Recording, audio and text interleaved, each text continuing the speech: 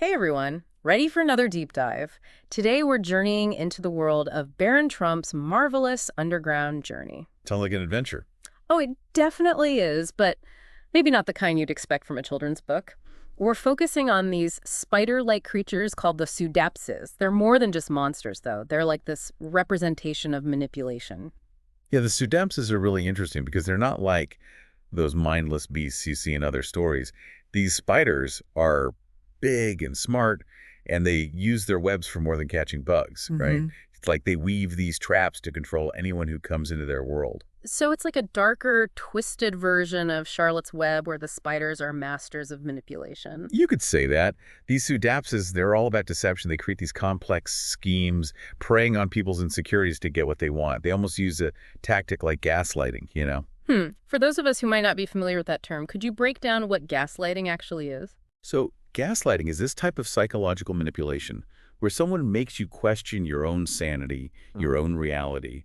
It's all about twisting the truth, making you doubt your memories, your experiences. So it's not just physical webs they're trapping people in, it's webs of confusion and lies. Exactly. And the Sudapses are experts at it. They distort reality to gain control over others. It shows how manipulation can be so subtle, so sneaky, that you don't even see it coming. Okay, now that's starting to get a little too real for comfort. How do these spider creatures actually connect to our everyday lives? I mean, I don't think we're going to run into any giant manipulative spiders anytime soon. Well, probably not, but think of the Sudapses as a symbol. They represent these bigger themes like manipulation, control, the dangers of over-intellectualization, the whole struggle between freedom and being trapped. These themes are happening all the time in the real world, even without giant spiders. I see your point. So how does that danger of over-intellectualization actually play out in real life? Think about it this way. Overthinking can sometimes cloud your judgment, make you miss the obvious. It can make you more vulnerable to manipulation because you're so busy trying to rationalize everything. Like when a politician uses all this fancy jargon to try and persuade you, even if their arguments are kind of empty. It's like they try to make you feel like you're not smart enough to question them. Right. And before you know it, you're caught in their web of intellectual manipulation, just accepting what they say without really thinking it through. The Sudexes embody this danger. That's a good point. It's like a reminder to trust your gut, not just get blinded by fancy words. But let's get back to the story. How does Baron, this young boy, even start to deal with these master manipulators? That's what makes this story so interesting. He faces them head on. He's got to navigate through their traps, their mind games, and resist their attempts to control him. It's a real test of his courage and his ability to think critically. So it's not just a physical threat, he's battling a psychological one too. Absolutely. Baron has to use his wits.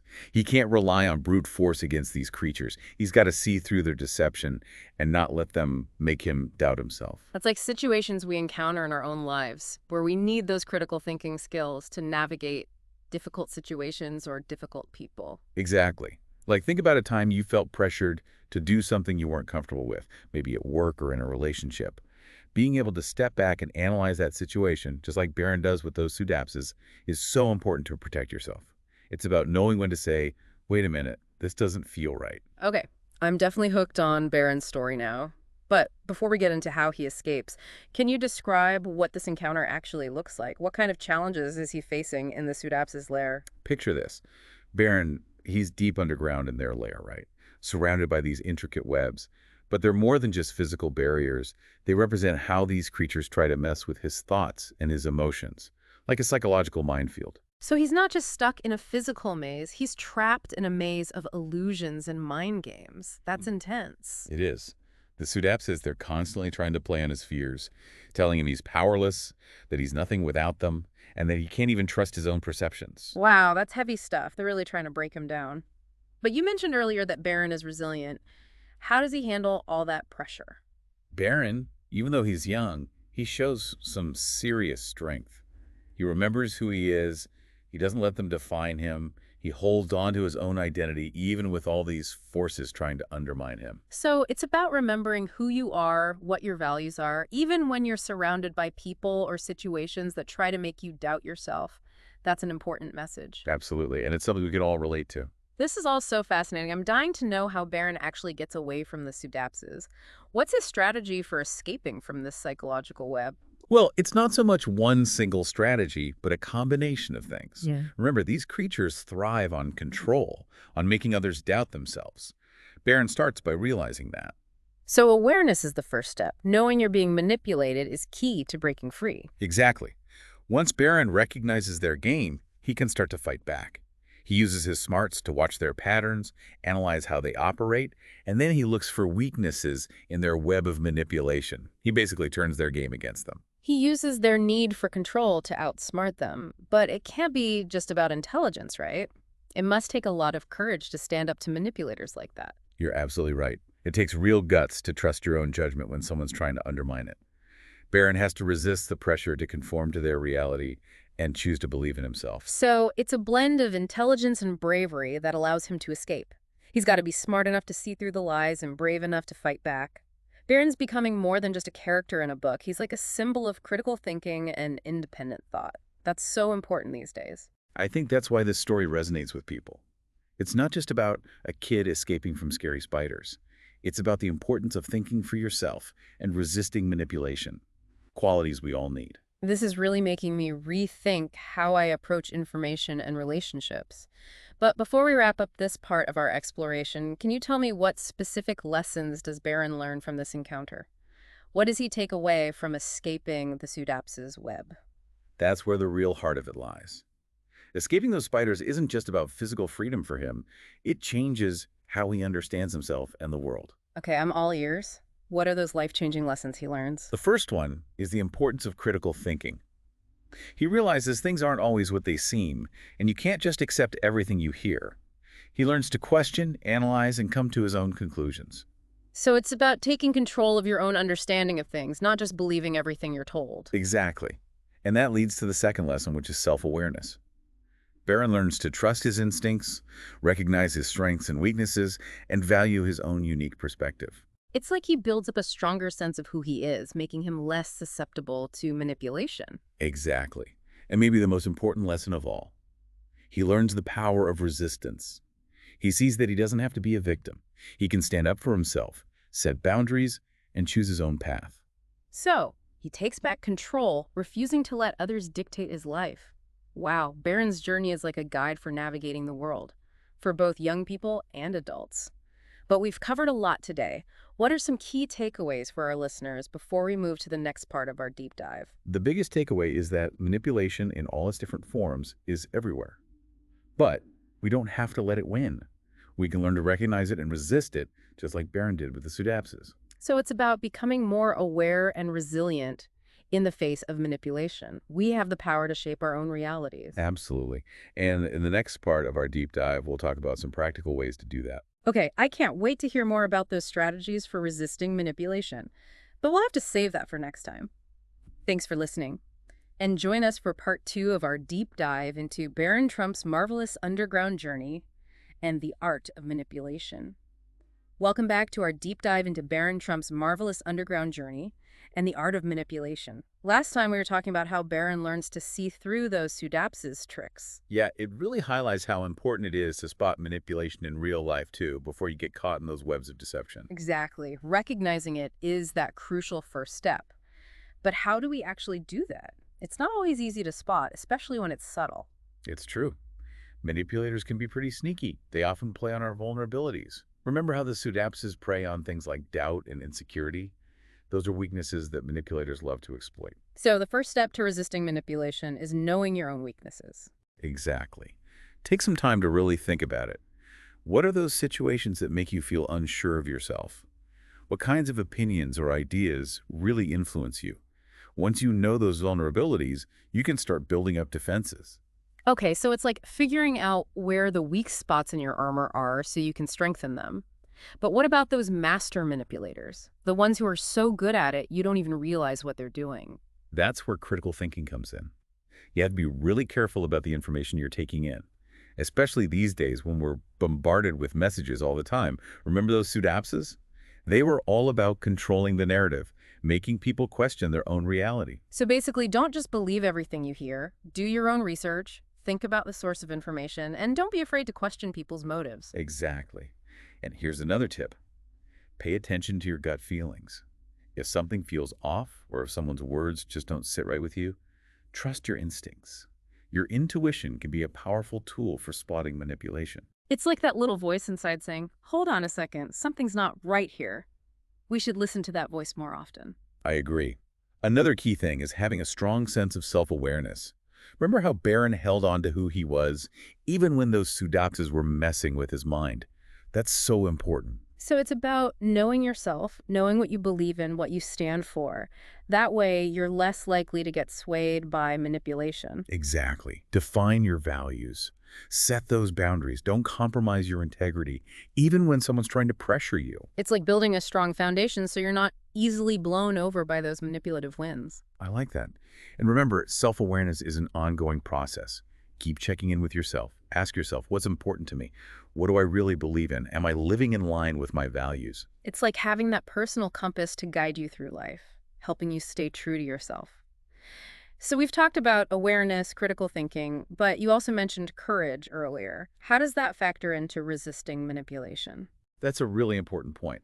Because recognizing manipulation is one thing, but actually standing up to it is another. It takes guts to go against the grain, to say no to someone who's trying to control you. It can be really scary to stand up for yourself, especially when you're dealing with someone who's good at manipulation. Definitely. But think about Baron. He was just a kid when he faced down those Sudapses. He showed us that real courage isn't about being fearless. It's about doing what's right, even when it's hard. It's about finding that inner strength to protect yourself, to stand up for what you believe in and not be a victim. Exactly. And the great thing about courage is that it grows the more you use it. The more you practice saying no and pushing back against manipulation, the stronger and more confident you'll become. It's like working a muscle. The more you use it, the stronger it gets. But it feels like manipulation is everywhere these days, in politics, the media, even our personal relationships. It's overwhelming. It's true. We are bombarded with so much information and so many different opinions, it can be hard to figure out what's real and what's not. But remember those tools we talked about: critical thinking, self-awareness, and courage. Those help you become more discerning, more resilient, and ultimately more in control. So it's not about being immune to manipulation. It's about learning the skills to recognize it, challenge it, and make your own choices. Exactly. And that's what the Sudapses really represent in the book. They're these fantastical creatures, but they embody that very real danger of losing our independence, our ability to think for ourselves. So Baron's adventure isn't just a cool story. It's a wake-up call. It reminds us to be aware, to question everything, and to protect our own freedom of thought. You got it. Now, before we wrap up this part of our deep dive, I want to leave you with something to consider. We've been talking about how to spot and resist manipulation from others. But what about our own behavior? Have you ever thought about how we might be manipulating other people, maybe even without realizing it? Whoa, okay. So we need to look at ourselves, too, and think about how we might be manipulating others. Yeah, it's easy to point fingers at the obvious manipulators out there, but we all have the power to influence people, right? Yeah. And sometimes, even if we don't mean to, that influence can turn into manipulation. So it's not just about watching out for other people manipulating us, but being aware of how we might be doing it to others, even accidentally. Exactly. Have you ever, stretched the truth a bit to get what you want? Or maybe guilted someone into doing something? Or even just kept information to yourself to control a situation? Oh, wow. Yeah, I think I've definitely done some of those things. It's easy to fall into those habits without even realizing it. That's why self-awareness is so important. We have Yeah. to be honest with ourselves, Think about our motives. Are we really trying to control the situation? It's like holding ourselves to the same standard we hold other people to. If we don't want to be manipulated, we shouldn't be manipulating others. Exactly. It's all about recognizing that we're connected. Our actions affect everyone around us. We should be building relationships based on trust and respect, not trying to control each other. You're making me think about my relationships in a whole new way. Let's bring it back to Baron Trump for a second. How does this idea of recognizing our own manipulative tendencies show up in the story? Well, it's not super obvious, but there are hints throughout the book that Baron himself isn't perfect, Yeah. He's just a kid, still learning. He makes mistakes. So you're saying even the hero of the story might be tempted to control others sometimes?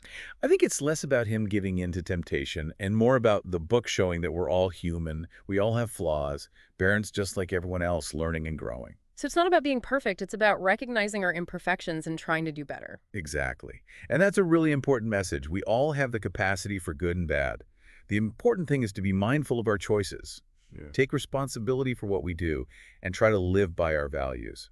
It's like the journey Baron goes on in the story is similar to our own journeys in life. We face tough situations, mess up, and hopefully we learn from it. That's a great way to look at it. And one of those big lessons is recognizing that we can all be manipulative.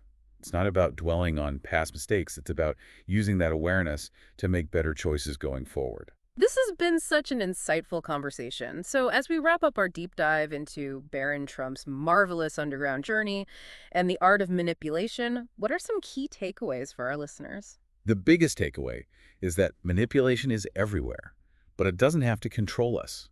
By being aware, thinking critically, and having the courage to stand up for ourselves, we can navigate this tricky world and build relationships that are based on honesty and respect. So, it's about recognizing that we have a choice. We can either let ourselves be manipulated, or we can take control and create our own reality. Beautifully put. That's what I hope people take away from this. We all have the power to resist manipulation. It's about choosing to be aware, choosing to be genuine, and choosing to be brave. That's a really powerful message to remember as we go through life. And to our listeners, we encourage you to keep exploring this topic, to never stop questioning, and to always strive to be the best and most authentic version of yourselves. Thanks for joining us on this deep dive.